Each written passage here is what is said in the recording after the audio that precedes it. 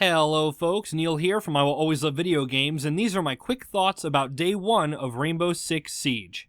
I was starting to get nervous about this game over the past week due to the abysmal open beta delay and server issues, as well as some rumors circulating about the game prior to launch. First off, I'm happy to report that, at least on PC, connection issues aren't a problem. In 3.5 hours of multiplayer playtime, I only got booted from a lobby once, and experienced the loading hitch twice, which got straightened out within 15 to 20 seconds each time.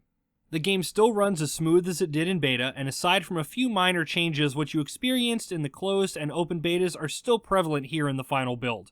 Now, as I stated earlier, there were some rumors about the game over the past week, mainly dealing with microtransactions. While there are microtransactions in the game, they're only going to affect you if you care about two specific things: weapon skins and renown boosts.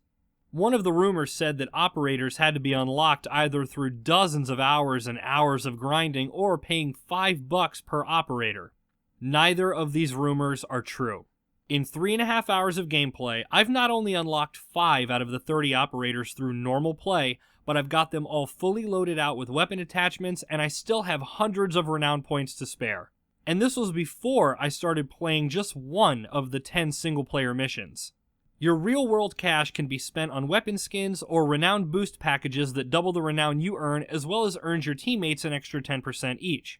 If you care that much about weapon skins, at least on PC, you can get several of them straight through Uplay for a few points, or even for free if you own specific games in your library.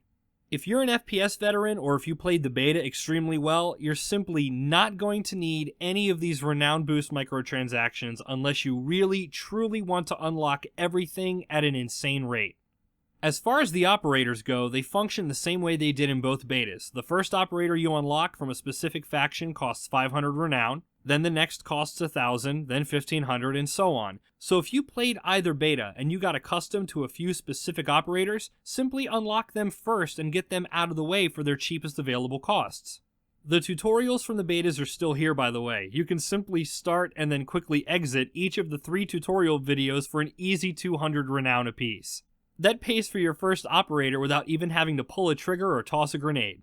There's a nice variety of maps here, with my 2 new favorites being a gigantic government jet, think Air Force One, and a beautiful snow-covered mansion atop a mountainside. There are about 11 maps at launch, and Ubisoft has stated that future maps will be free for everyone so as to not divide the player base.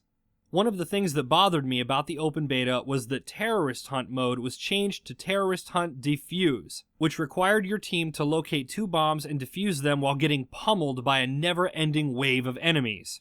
It's a cool mode, but it's absolutely impossible to do with just one other person, or especially Lone Wolf. Luckily, and thankfully, in the final build, you can go into the options menu and filter out different types of game modes and even specific maps. So if you know it's just going to be you and a buddy, you can focus on classic Terrorist Hunt, or if you're playing publicly, open up the defuse and hostage modes and play everything. Or if you're playing alone and you want to try your hand at beating a very specific map in a certain amount of time, you can filter out all the other maps if you desire. As someone who's really picky about his modes and maps, I'm very glad to see these options in place. With all that said, almost 4 hours in, I'm still having a blast.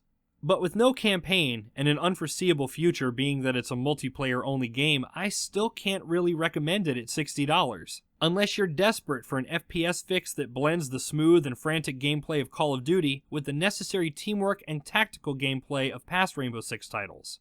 If you've played either of the 2 betas, or are currently playing the finished game, what are your thoughts? Are you enjoying Siege, or are you disappointed? Let me know in the comments below. Until next time, my name is Neil, and I will always love video games. Stay frosty. 3 hostiles remaining.